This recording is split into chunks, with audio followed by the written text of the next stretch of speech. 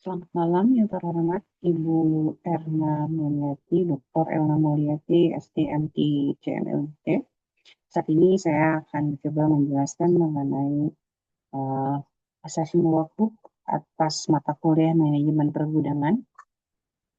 Pada assessment workbook ini, pada tes kali ini kami mendapatkan dua soal. Yang pertama adalah mengenai permasalahan yang terjadi di PT Transloop, yaitu perusahaan yang bergerak di bidang pergudangan dengan luas gudang 5.000 meter persegi.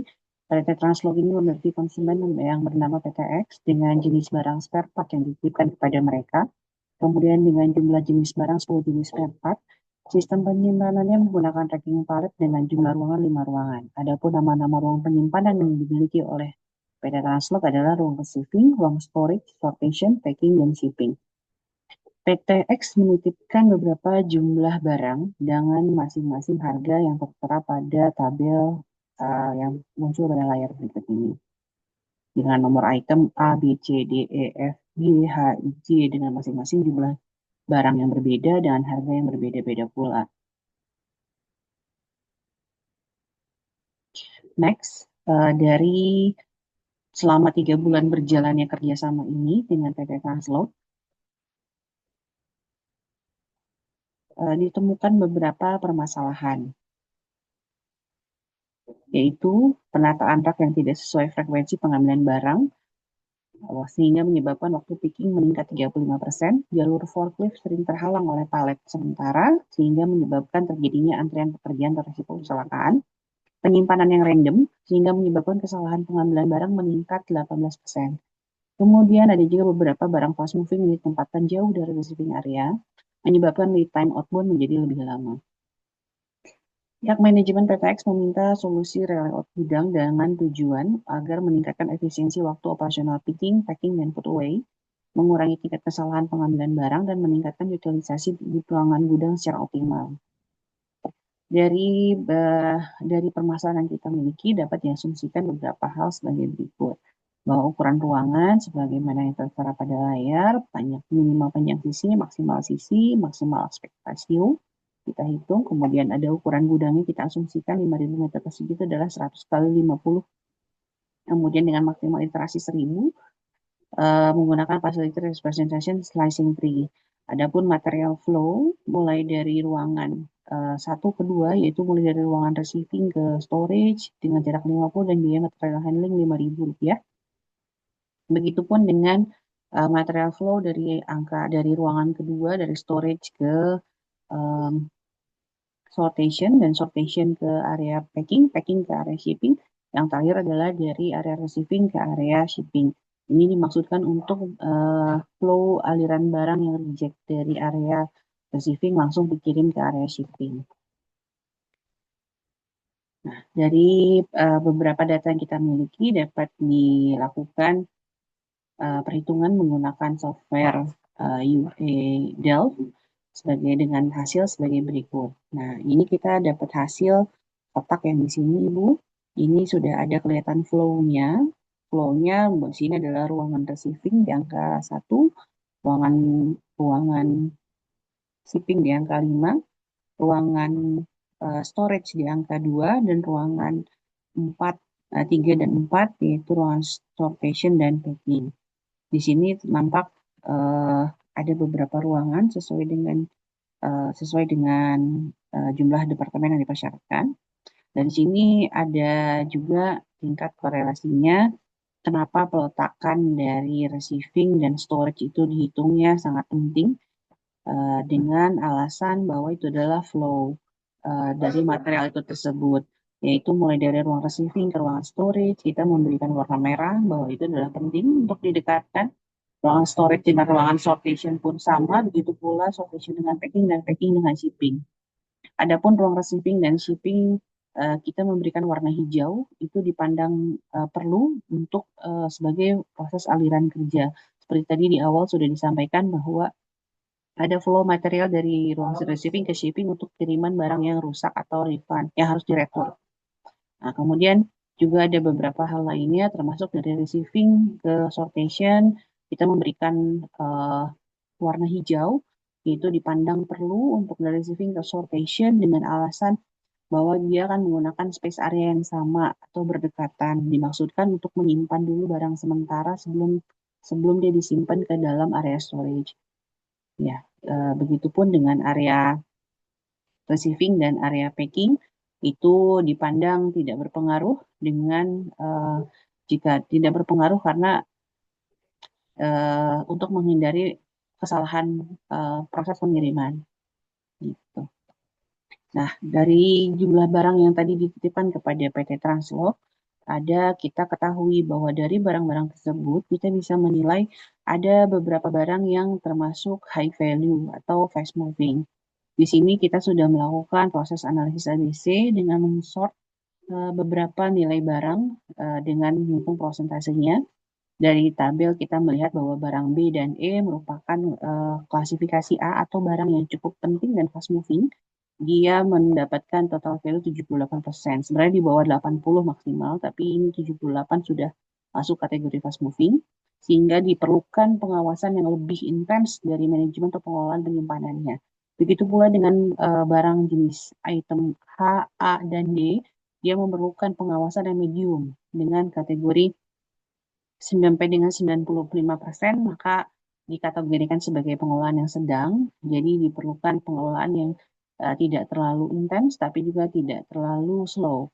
Nah, kemudian ada juga kategori dengan jumlah uh, nilainya yang paling kecil, tapi uh, harganya paling kecil, tapi jumlahnya cukup banyak. Itu adalah ada di item J, C, I, F, dan D. Ini merupakan jenis kategori barang slow moving yang tidak memerlukan pengawasan serta pengelolaan yang berlebihan dalam penyimpanannya. Namun tentunya selain tidak perlu pengawasan yang berlebihan, tetapi perusahaan pun tetap memerlukan strategi tertentu agar barang tersebut tidak menjadi barang yang uh, dead stock atau katakanlah barang yang expire, maka tetap memerlukan perhatian tapi mungkin tidak akan seintens yang kategori A dan B. Oke. Rekomendasi sistem penyimpanan dari tata letak gudang yang sudah dihitung tadi menggunakan aplikasi Delft itu adalah kita menggunakan arus U-shape. Di sini kita mulai dari angka 1, ruangan pertama, masuk ke ruangan kedua, ketiga, keempat, kelima. Dengan adanya flow U-shape ini, sebenarnya aliran barang material akan bergerak lebih cepat dan lebih mudah. Di sini pun ruangan receiving, adanya ruangan sortation yang memanjang dari kiri hingga ke kanan. Ini sebenarnya dapat dimanfaatkan oleh ruangan receiving untuk menyimpan sementara barang-barang yang baru turun dari armada truk atau armada transportasi sebelum disimpan di rak-rak di area storage. Nah, area storage sendiri ini kita sudah memisahkan mana ada barang yang slow moving, medium moving, dan fast moving. Barang fast moving kita letakkan di dekat dengan pintu keluar, dekat dengan area sortation dan picking, untuk memudahkan proses untuk mempercepat proses pengiriman. Karena barang fast moving itu kan barang yang sangat cepat sekali pergerakannya, maka perlu diletakkan dengan pintu keluar. Selain itu, rak-raknya pun kita susun sedemikian rupa sehingga pergerakan aliran alat material handling dapat bergerak dengan jauh lebih mudah di sini dan tidak mengganggu uh, area manapun. Dari tabel ini, dari gambar tersebut saya menyarankan untuk menggunakan dedicated tracking system, mengingat jumlah barangnya spare part itu cukup uh, cukup rigid ya, maka disarankan menggunakan dedicated tracking system agar kita dapat mengetahui stok mana yang kosong, mana yang harus di-replace dengan cepat. Kemudian kita pun harus tahu di mana diletakannya barang yang fast moving, slow moving, dan medium moving. Seperti itu. Diharapkan dengan adanya U-shape dan dedicated tracking system ini, maka Translog akan dapat meningkatkan efisiensi waktu picking, packing, dan shipping, mengurangi tingkat kesalahan proses picking karena sudah terklasifikasikan dengan baik antara medium, fast, and slow, kemudian meningkatkan utilisasi ruangan gudang secara optimal dengan aliran material yang baik yang berbentuk U-shape. Gitu. Kemudian kita akan bergerak ke case yang kedua. Case study yang kedua ini adalah nama perusahaan dari konsumen PT Translog sendiri adalah PTX, di mana dia menemukan permasalahan yaitu integrity stock issue.